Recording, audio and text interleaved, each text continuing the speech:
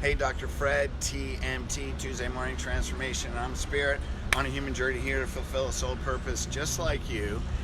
And we're here because that soul purpose is a calling, right? It's not something we just think of. It's what we're incarnated into human form. Our spirit comes into this body and it's a calling. So we're called, we just don't think of it, right? So how do some people, and a lot of times this purpose comes from such great pain. That's a lot of times how we find our purpose. Now, I'm a chiropractor, as you know, and I train chiropractors. We gave a seminar last weekend and we're going through, hey, how did you get into chiropractic? And the majority of those stories were stories of pain. Hey, it was an athlete, man, they got a full ride scholarship, they want to go to the Olympics, or they want to go pro, boom, they get injured, athletic career is done. Or kids that are born, they're sick all the time, and medicine isn't helping them and they're getting worse. Someone refers them to a chiropractor, man, they get better.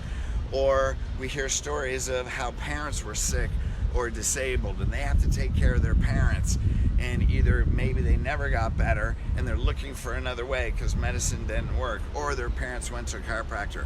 We had this one chiropractor told a story where he grows up in a very loving family. Then one day his dad gets in a car accident, injures his neck. Right now he's in chronic pain. He goes the medical route, he gets surgery. It gets worse. He's got to turn to prescription drugs. Those don't work. Becomes an alcoholic. Now he becomes abusive. And then all of a sudden his family breaks apart. And now he doesn't even have a relationship with his family. And he thinks there's got to be another way. And he becomes a chiropractor. See, can be how we find our purpose. It's not, we don't always learn through pleasure, right? Tony Robbins grows up scarcity in food, now feeds millions a year. John Paul DiGiorio started Paul Mitchell, was homeless twice.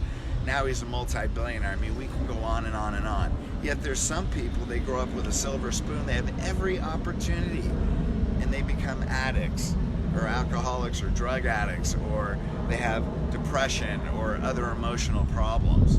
And then there's some, we go through our stuff, we can carry our past, whether we're successful, we can look around in our life, but we're not fulfilled because we don't know our soul purpose. We settle for mediocrity, right?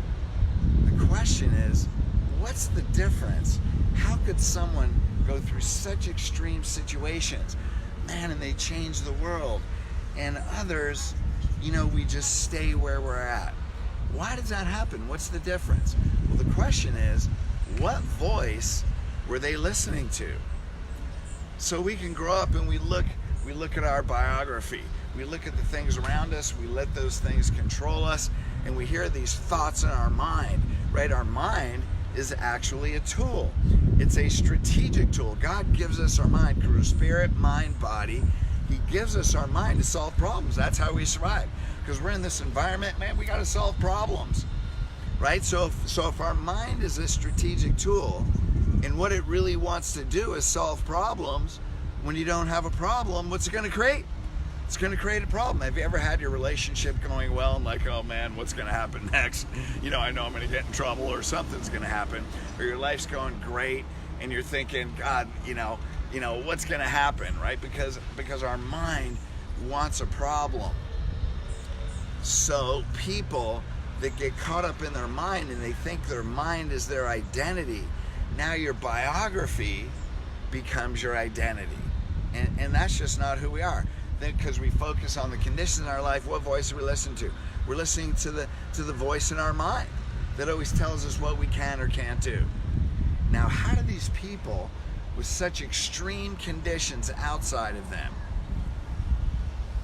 do amazing things? Because their mind doesn't control them. Where do their thoughts come from? They have those thoughts, but they listen to the thoughts of their heart.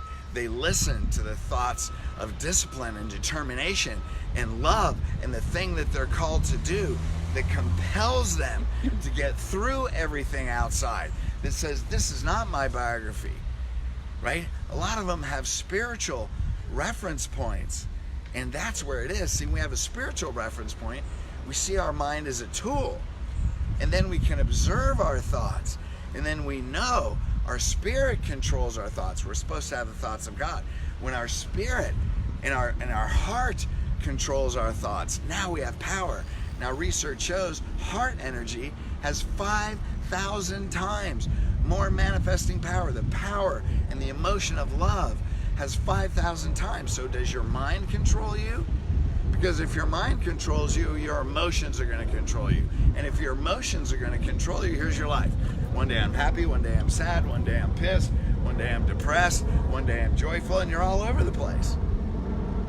But do you control your mind? Because when you control your mind, when your spirit and your heart controls your thoughts, now you don't have all those thoughts that tell you what you can't do. Now that strategic tool finds ways, it finds possibility, it solves problems to get over all these things outside. And it comes up with strategic tools that are empowering, that move you towards your soul purpose, because we are called. Now here's the great thing. God doesn't call the most talented. He calls the most qualified. What's that mean? That means he calls the people that live with faith. He calls the people that have courage in their heart. He calls the people that have that heart, that can control their mind now. That's the power. That's where your power is. So what we want to do is, how do you take that 18-inch journey from your mind controlling you and your life going like this, to you controlling your mind and emotions, to your life moving like this? Well, here's step one, because you know what? Knowledge isn't power, execution is power.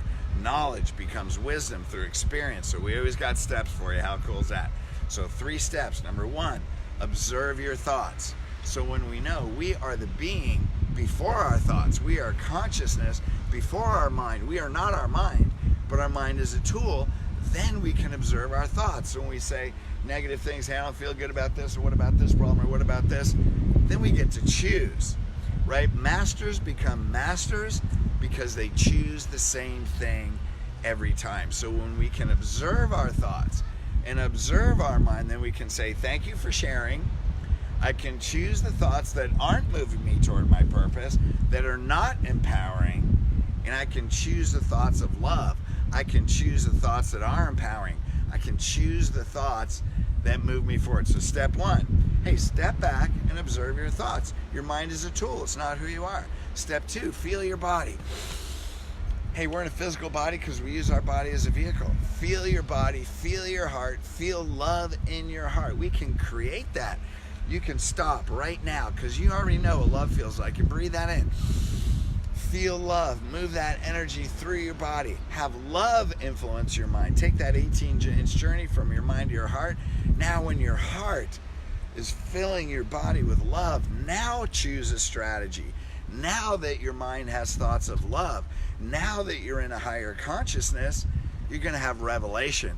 You're going to have new ideas. You're going to have a better way that's going to be more empowering, that will produce more along your soul purpose for what you're called for. So number 1, observe your thoughts. Number 2, breathe.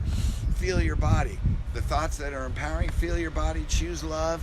When we're in the right state of love, we choose the right strategy. Now we have the thoughts of love, right? Because it moves to our heart. Number 3, give gratitude. Gratitude is the bridge between fear and love. When you're in fear, man, say thank you, right? I observe my thoughts. Those are thoughts of fear. That's not who I am. That's my brain trying to solve a problem, but I don't have that problem, right? So let's observe our thoughts, move into love, give gratitude that thank you.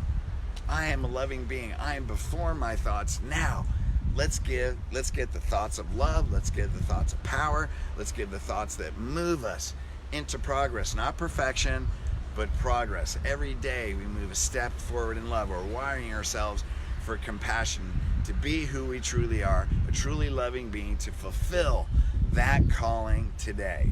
Hey, guess what? All these strategies, where they come out of, man? All this stuff, TMTs, always come out of here. So get this on Audible, or call, you can go to youaremorepowerful.com. Go ahead and get this. If you believe this can change your life, I guarantee if you get it, it will.